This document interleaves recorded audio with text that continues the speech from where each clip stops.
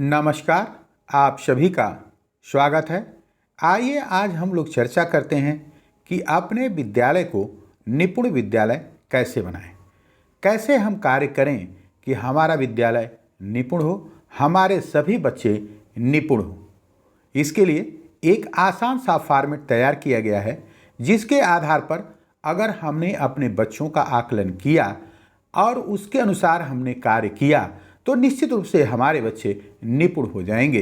मैं आपको विश्वास दिलाता हूं कि इसके अनुसार हमको एक तस्वीर साफ रूप से दिखाई देगी कि हमारे स्कूल के बच्चे कहां पर खड़े हैं, उनको किस स्तर का ज्ञान है, उनको किस स्तर के ज्ञान देने की ज़रूरत है। तो आइए हम लोग देखते हैं कि वो फॉर्मेट हमें किस प्रकार से उपयोग करना है। आइए आगे देखते हैं। निपुण भारत अभियान। इस अभियान के तहत बच्चों को भाषा और गणित में हमें निपुण बनाना है। तो आइए हम लोग फॉर्मेट को देखते हैं। जी देखिए, यह फॉर्मेट आपके सामने है। इसके अनुसार हम सबसे पहले जो ये खाका आपके सामने तैयार है, इसके अनुसार हम एक फॉर्मेट को तैयार करेंगे, जिसमें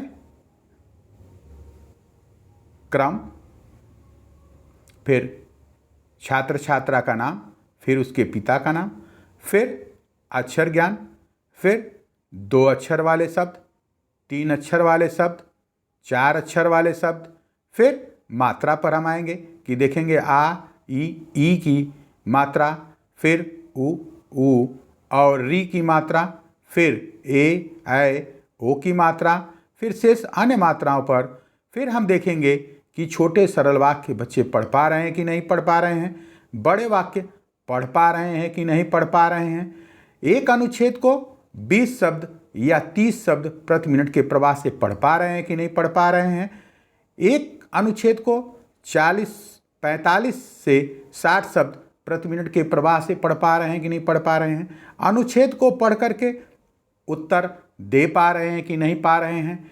इसके अलावा श्रुतलेख लिखाने पर क्या बच्चे लिख पा रहे हैं।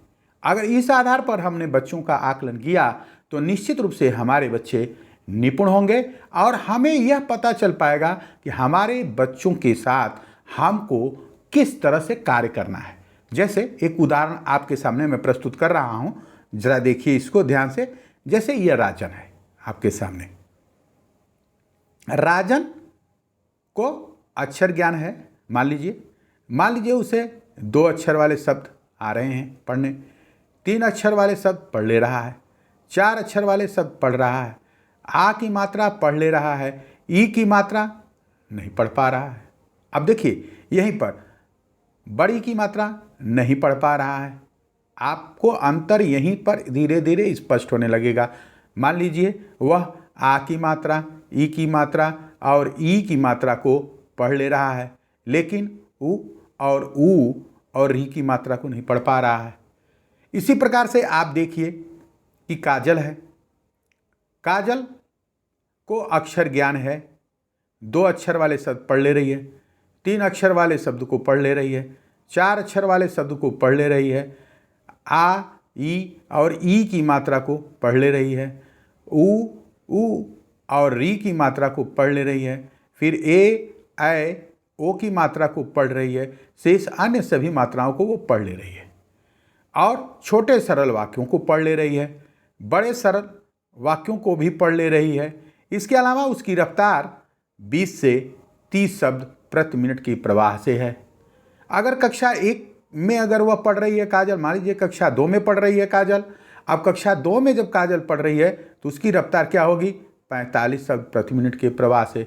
अगर काजल कक्षा 3 में पढ़ रही है तो उसकी रफ्तार क्या होगी, 60 शब्द प्रति मिनट के प्रवाह से। क्या इस रफ्तार से पढ़ पा रही है? अगर पढ़ पा रही है तो फिर है कि आगे की अनुच्छेद को पढ़ करके उसके 75% प्रश्नों के उत्तर दे पा रही है। अगर ऐसा कर ले रही है तो यह काजल निपुण होगी। इसी प्रकार से आप देखिए अनीता है। अनीता को अक्षर ज्ञान है, लेकिन 2 अक्षर वाले शब्दों को पढ़ने में दिक्कत हो रही है, 3 अक्षर वाले शब्दों को पढ़ने में दिक्कत हो रही है। महेश है, इसे अक्षर ज्ञान है, 2 अक्षर वाले शब्दों को पढ़ ले रहा है, 3 अक्षर वाले शब्दों को पढ़ रहा है, 4 अक्षर वाले शब्दों को पढ़ पा रहा है, लेकिन मात्रा नहीं पढ़ पा रहा। इसी प्रकार से जनार्दन है, जनार्दन को अक्षर ज्ञान भी नहीं है। तो हम कहाँ से काम शुरू करेंगे? यह हमको एकदम स्पष्ट दिखाई दे रहा है कि कहाँ से किसके साथ हमको काम करना है रिमेडियल का, और कहाँ से किसके साथ हमको उसके मूल लर्निंग आउटकम पे काम करना है। तो इसलिए मैं आपसे ये कहूँगा कि इस फॉर्मेट का उपयोग करें आप, और उसके अनुसार अपने बच्चों का आकलन करें, और आकलन करने के बाद फिर किस बच्चे के साथ रिमेडियल में किस आधार पर काम करना है, यह भी आपके सामने तस्वीर साफ होगी।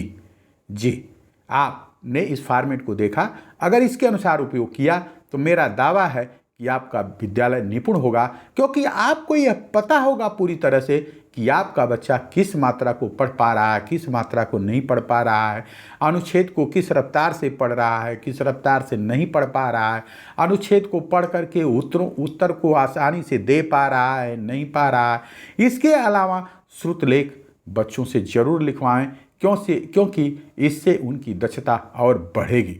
जी, आपने समय दिया, आप सभी को बहुत बहुत धन्यवाद। नमस्कार।